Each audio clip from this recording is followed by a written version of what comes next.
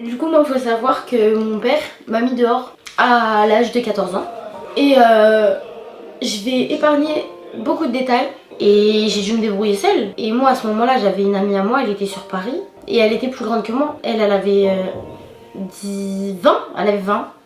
Et ouais, et moi j'avais 14. Et son métier, c'était de vendre son corps, de jouer de sa beauté, de jouer de ses atouts. Là, j'ai déjà un problème. Pas seulement avec elle, mais aussi déjà avec le père. En tant que parent, qu'est-ce que ton gosse doit avoir fait pour que tu dises à 14 ans, j'abandonne?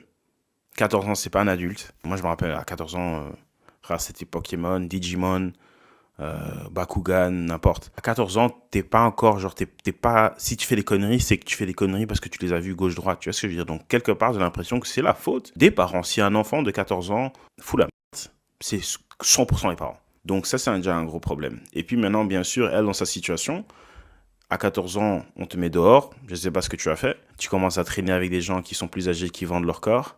Ça, c'est la recette parfaite pour que ça parte. Oui, mais une fois que t'es dans ça, c'est compliqué d'en sortir. Et moi, pendant une semaine, je dormais dans une cave dans ma ville et elle m'a dit viens.